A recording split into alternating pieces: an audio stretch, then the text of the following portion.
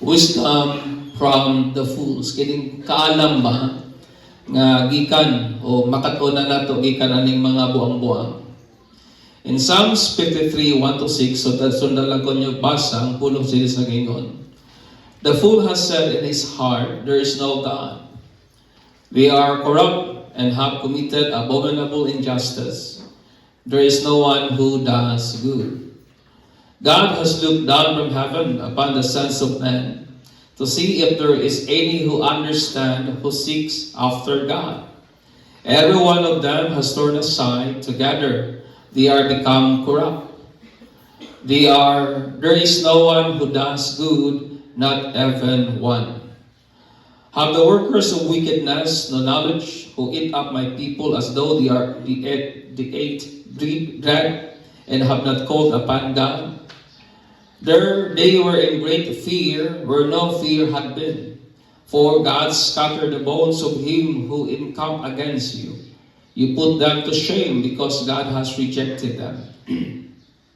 Oh, that the salvation of Israel would come out of Zion, when God restore his captive people. Let Jacob rejoice, let Israel be glad. Ang Proverbs 23 nag-ingon, buy truth and do not sell it. Get wisdom and instruction and understanding. Pero wa ka ni magpasabot nga literal na itong paliton kining kaalam, kining wisdom, kining instruction, kining kahibalo.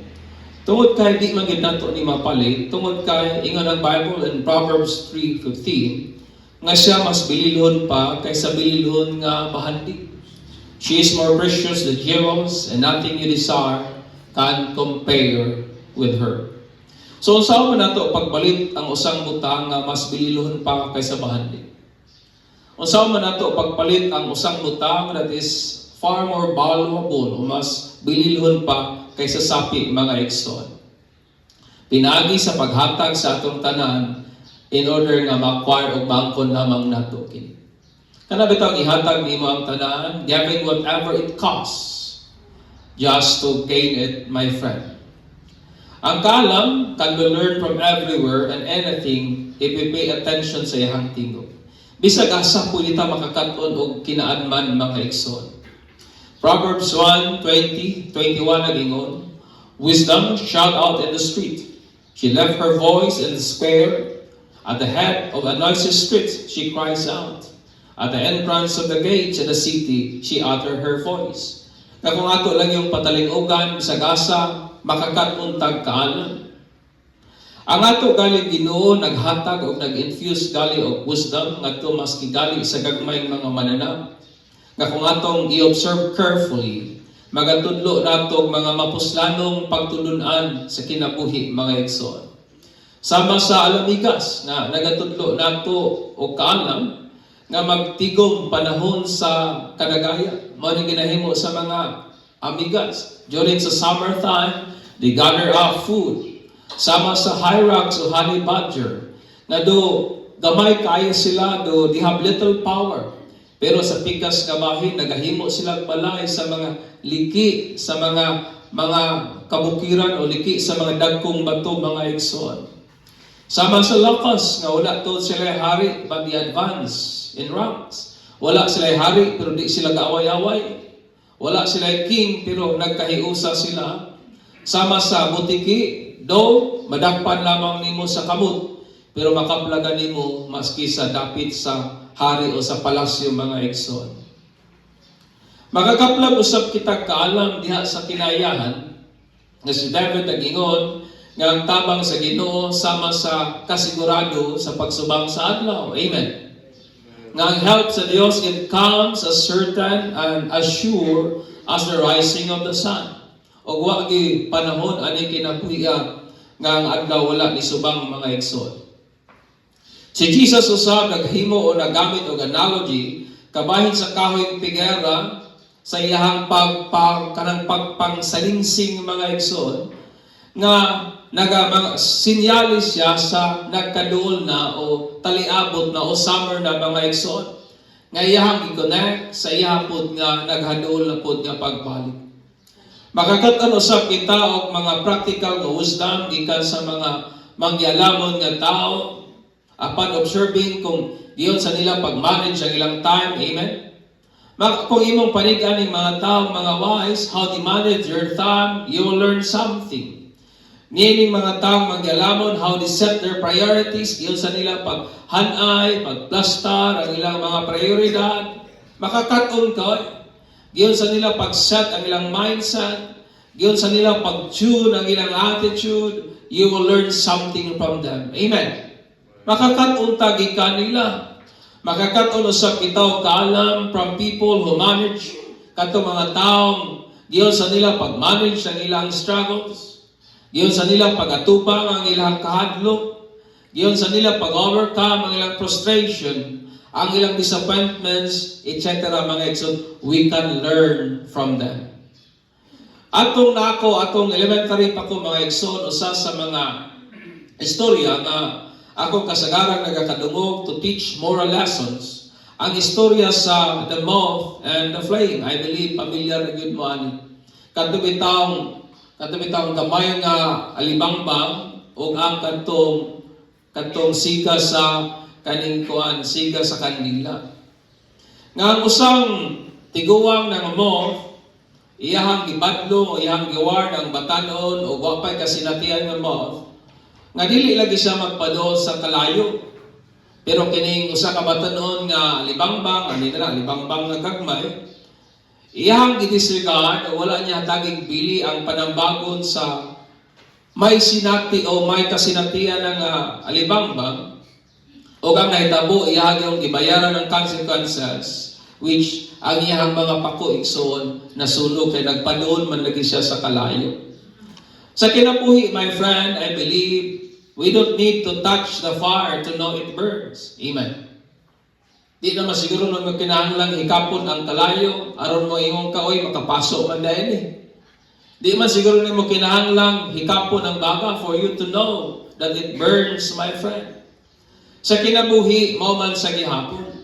Dili na nato ikinahanglan pa nga mo sinati o mga kasinatian aron nga masabta nato ba ang makadaot nga consequence sa mga dili mayong mga choices sa life. Amen.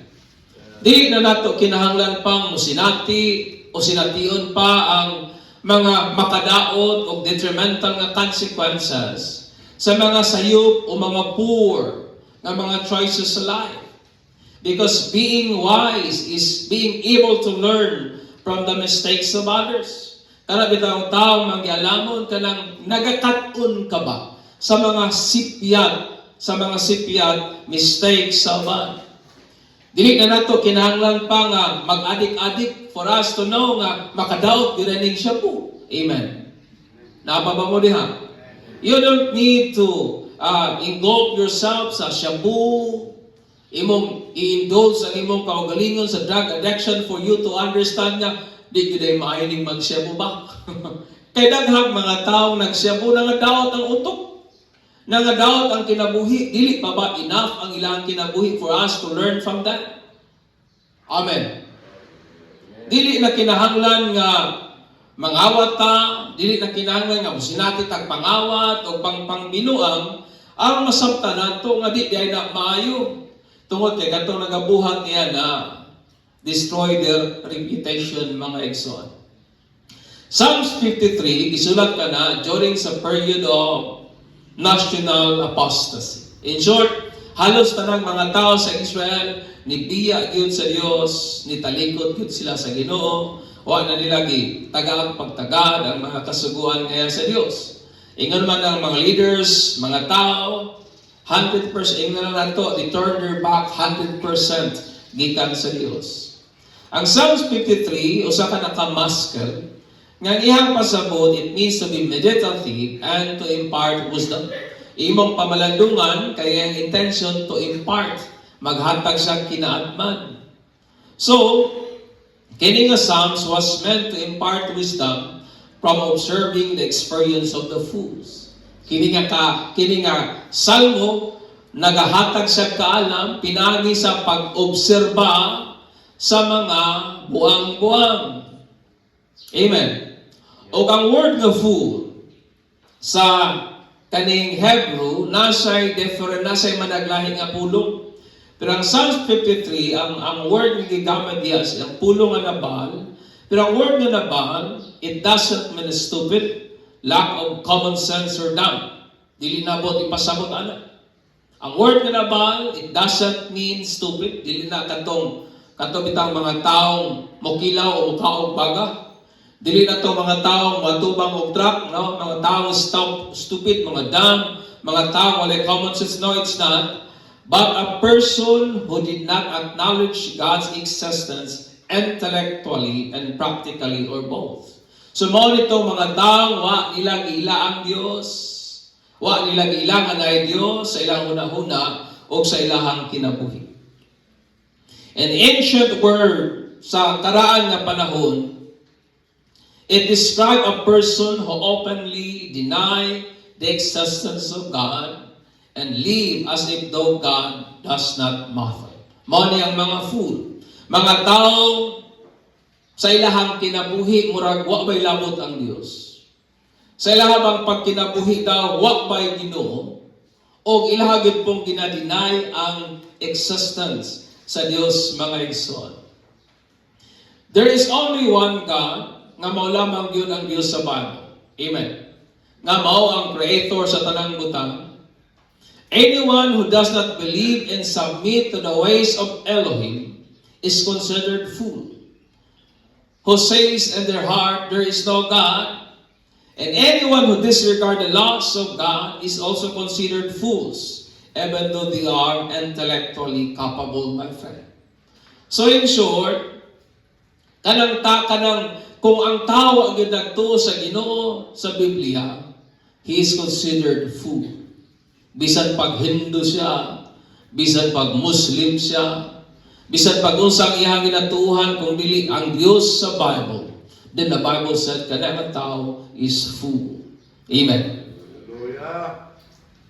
Because when a man believe that God exists, kinahanglan nga katapod manugyan sa pulong o kasuguan anak nga Dios, tungod kay ngatong pagtuo nga siya naga-exist, mao man ang atong pagsamitan, pagtuo sa iyang mga pulong, mga igsoon. So gikan aning pagtuo nato sa Psalms 53, here are the following powerful lessons we found out gikan aning mga buang-buang. Una, denying the existence of God brings moral decay. Kini atong i-deny nga wa gyud Dios, mo resulta lamang sa pagkadaot o pag-decline, pag-decay, pagkaut-ut sa atong moralidad, mga igsoon. In verse 1, usa sa mga observable consequences of denying God existence is moral decay. Mao na ningon si David na sila nahimong corrupt o nakakommit sila og mga abominable, mga kahindik-hindik, ka-injustice, mga makauula o lisod kayong tunlon o grabing kadagko nga mga krimen. Mao na ingon ni David. Why? Because they deny the existence of God. Si Pablo po ningon in 2 Timothy 3, 1-7. But realize this, that in the last days, difficult times will come. Amen. Na sa katapusang adlaw, ang lisod nga mga panahon, mangabot ug maabot gayon. For men will be lovers of self, lovers of money, boastful, arrogant, rivalers, disobedience to parent, ungrateful, unholy, unloving, irreconcilable, malicious gossips, without self-control, brutal, haters of good, treacherous, reckless, conceited, lovers of pleasure rather than lovers of God, holding to form of godliness, though they have denied its power, and avoid such men as these. For among them are those who enter into household and captivate weak women, weighed down with sins and lead on by various impulses, always learning and never able to come to understand or to the knowledge of the truth, my friend. So sa man daw kuno ang nakapahimo sa katapusang panahon nga lisod, dili man ang mga armament, Dili man ang mga nuclear o kanang mga nuclear mga bumbang for mass destruction. No, it's not. Ang nakapahimong lisod sa katapusang panahon is ang moralidad sa tao nagkakaut-ut. Amen. The morality of human nagkakadecay, nagka-decline mga igsoon. Which happened because people nagkinabuhi sa klaseng kinabuhi nga ila habang ginadeny ang existence sa Ginoo. Kay daghan sa tao, naay mga tao karon mas gipili nilang mutuo nga way Dios kaysa mutuo nga naay Ginoo. Mas gipili nilang mutuo nga ang Dios dili tinuod og usa lamang ka naka fairy tale mga igsoon. And with the belief that there is no God, moral decline is inevitable, which is the root cause of individual, family, societal, and national problem. Amen. Kabalo ba mo ang problema gyud nato sa Pilipinas? Ang moralidad sa tao naga-decline. Amen. Kaya kung nakakay moral, di ka mangawat, di ba? Tinuod. Kung nakay kahadlok sa Dios, di ka mangurap, Kung nakay kahadlok sa Ginoo, manerbisyo kang tinaro. Amen. Amen. In short, the very root cause of our problem is moral decay. Hallelujah. Amen. Good. Denying the existence of God, mo resulta gyud, mo brings gyud og moral decay. Ikaduha, denying God's existence lead to existentialism. In verse 2 and 3. David observed that men who are denying the existence of God, are just doing their own things and in their own way. They neither act wisely by seeking God because they take God out of the picture. So kaning mga tao nga ginadeny nila ang Dios, so ang ilang ginabuhat, ginahimo lamang nilang ilang butang sa ilang kaugalingong gusto o sa ilang kaugalingong pamagi, kay wa may labot ang Dios, kay nagtuo sila nga wa may Dios. Kini nagtudlo nato that people who rejected the existence of God have no choice but to be existentialists, knowingly or not. Kung i-deny sa tao nga walay Dios, wa gyud sila option. Mahimo gyud siyang existentialist na sayod man siya o wala. Existentialism is the belief that men are born without inherent purpose. Mo na existentialism, na tao ka nga walay built-in, na tao ka nga walay katuyuan. You are born without purpose. Na tao lang ka diri, wala lang. Na tao lang yun ka. Maura yun ay pinaka-simple na to ba? And you define life at your own. So ikaw karon ang maghatag og meaning. Ikaw karon ang mo-define sa imong kaugalingong kinabuhi. That's why ang ubang tao maingon, life is about basketball because they don't believe God. Life is about hobbies. Tungod kay gina-define nila ang kinabuhi by their hobbies. Naday maingon nga ang kinabuhi ingani kay ngano man what my purpose nga gikan sa Dios because they take God out of picture, my friend. Og tungod ana nga reason ang kinabuhi dayon mahimong vacuum, ang heart sa tao mahimong vacuum, and a life of self-created significance mahimo kay wa gyud nay tinuod nga substance, my friend. Amen. Mahimo yung empty, mahimong void, mahimong dull ang kinabuhi mga igsoon. Because denying the existence of God lead to existentialism. Amen. Wa may purpose.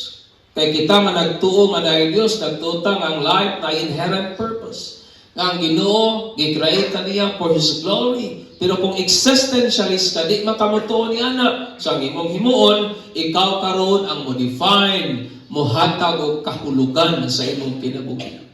That's why mga ka, life is about good works. Life is about mauna. In short, mahimo taong empathy, vacuum ang kasing-kasing mga igsoon. Ikatulo, denying God's existence lead to subjective morality.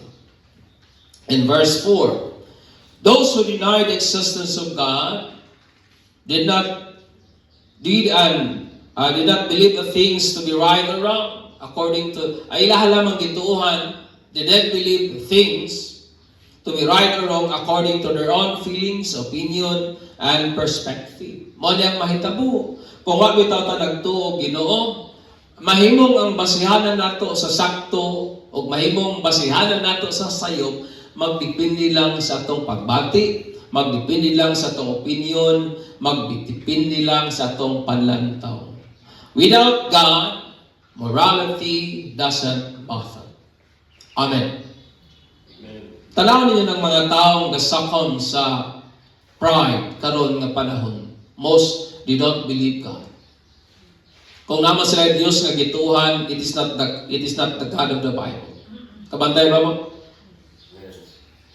Mayon gali sila nga ang Ginoo daw kuno nga ilang gituhan is ingon pa nila, the God whom we believe is kuan kaning multi ang iyang gender. And it is a God who created sa bayon ug sa tuloy according to that. So ano daw kuno imong usbon nga Ginoo man naghimo niya. Moro bag ang Dios pa gipakasayop ba nganong nahimo silang ingana. And that is not the God of the Bible. Dili na mo ang Diyos sa Biblia. Because the God of the Bible, dili yun masayop. Ug maingon pa sila nga kining Dios sa among alagaran is a God of love. So nga nung mag-hate man ninyo, di ba? But remember, the God of the Bible, He is not all love. He is also holy. Amen. Without God, morality doesn't matter because it becomes only subjective. You cannot point at me and say that what I did is wrong because for me it was right. Mo na mahitabo kung kuan mo ang Ginoo, mahimong walay basihanan unsa ang sakto. Kay di ka makabuot sa ako kung unsay sakto nako, kay ang sakto nako, sakto gyud na para nako. Maybe dili siguro kay ganahan, pero wa kay mahimo kay para nako, mo na sakto. Nakuha ba ninyo? So morality becomes way klaro kung sa ato pang ginisaya nga termino mga igsoon. Subjective morality eradicate the sense of right and wrong. Mahimong wa ni sakto ug mahimong wa na poy tinuod. Walay good and evil which result na to sa usa ka chaotic nga kalibutan. Una-una ninyo sa kay mahitabo sa kalibutan kung para nako okay ra mo patay, para nimo dili okay ang mo patay. Wa may mahimo mo sa kuha kay para nako sakto man na. Di ba? So, mahimong problemado, mahimong gubot, mahimong chaotic, my friend, ang kalibutan. Because denying God's existence lead to subjective morality. O mo na kahitabo sa kalibutan karon. Ginadefine na lamang sa tao sa ang maayo according to his own opinion. Para nako maayo ni. Para nako dili ni maayo. May mga butang nga ginatuuhan tang maayo, pero sa mata sa Dios di yun maayo. Kabalo ba mo nga mga country karon sa gawa sa nasod that ilahang ginalegalize ang abortion? Diba? Ginalegalize nila same-sex marriage. Ginalegalize nila ang kaning premarital na sex, ilan ang ginalegalize, gina-allow na sa government. Would you think acceptable na sa Diyos? No, it's not. To them, it is good, but to God, it's not. Amen. Muna nga kung dili yun ang Ginoo, may sukdan na nato sa unsay maayo, gubot ang dagan sa kalibutan. Because denying the existence of God lead to subjective morality. Ikaw pa, denying God's existence brings condemnation. Muhatag lamang kini og pagkahinukman. In verse 5, David said that those who deny the existence of God will be soon put to shame. Katong wa managtuo sa Dios, katong mga buang-buang, puhon mga ulawan sila. because God will reject them.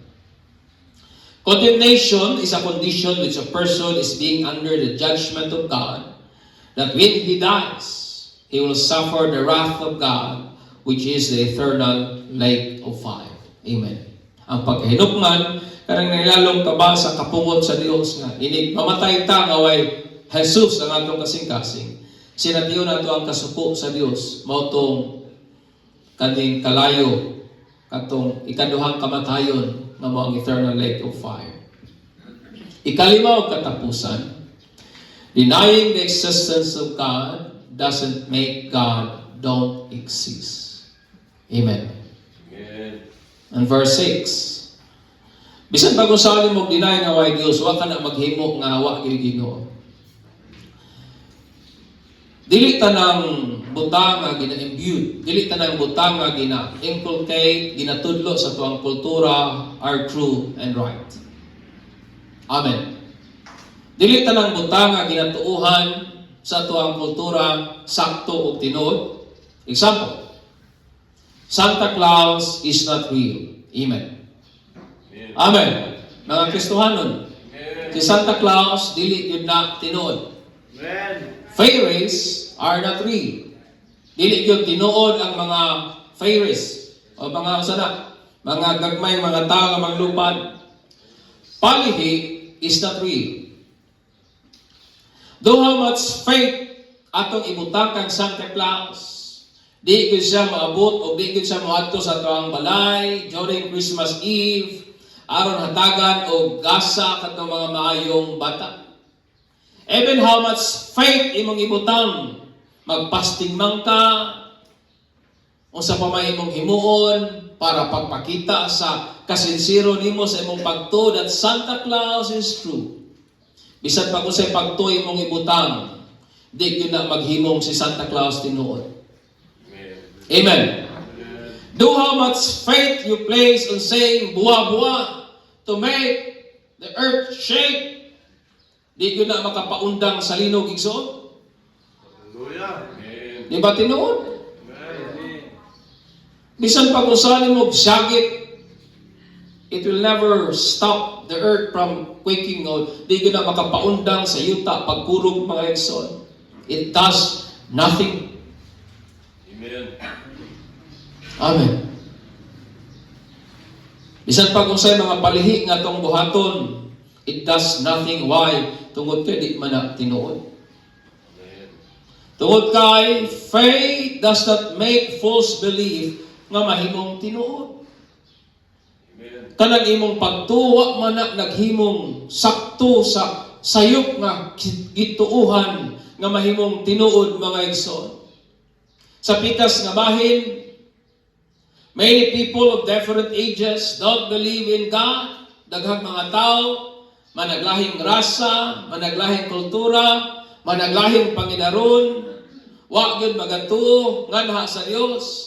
But even how convinced and assured a person is on believing that there is no God, ang iyang pagtuo wala maghimo niyang sakto. Amen. Denying the existence of God doesn't make God dead. Sa dihang nagtutang nga way Dios, wa ka na naghimong patay sa Ginoo. Amen. Mao na gud na nimo bisan pa kung say unsaon nimo tuo nga taas kang ilong, kung lapat kang ilong, di gud na mausab ang imong ilong tungod kay nagtuo kang taas kang ilong. Amen. Tungod kay ang pagtuo dili mo imong sakto. Dili mo imong sakto sa sayop nga gituohan, my friend. That's why even how much effort we put or we place on believing that there is no God, wa ka na maghimo sa Dios nga wala gayud siya. That's why si David tanaw ni mga taong wa may tuo nga na Dios, but usay ni David, but soon they will be put to shame. Why? Because God will reject them. Amen. Fools are those who deny the existence of God, and those who live without regard of His laws. Mao ni ang mga buang-buang. Itong mga tao na kinabuhi nga way pagpakabana sa Dios. Wa magtuo sa Dios o wa magpakabana sa kasuguan pulong na iya sa Ginoo. A person may be intellectually gifted and morally upright. Understand me. Ang tao pwede siya nga scientist, pwede siya nga doctor, pwede siya nga successful sa iyang temporary nga kinabuhi aning kalibutan, o pwede po siya mahimong morally upright, atong inon buutan, maayong tao. Yet, if he does not believe in God, he is still a fool. Pero kung wala galing siya nagtuo sa Dios, buang-buang gihapon siya. Bisan pag degree holder ka, bisan pag scientist ka, bisan pag upat ka buk imong kursong nagahuman, pero kung wag galitan na nagtuo sa Dios in the eyes of God, buang-buang gihapon. Yet, likewise, a person may profess belief in God. Pwede tang sa pikas naman nga bahin, pwede tang magpakita, magpadaya, nga nagtuo ta sa Dios. But kung nagkinabuhita as though God does not exist, kita usab buang-buang gihapon. Na yung mga taong nagtuo og Dios, pero wala magkinabuhi nga daw na ay Ginoo. He too is a fool. Amen. Nagtuo ka nga na Ginoo, pero ang imong kinabuhi murag wa may Dios. Buang-buang gihapon. Fully carries harmful consequences, warning us not to walk in its path. There is nothing truly practical, logical, or beneficial in choosing the ways of foolishness.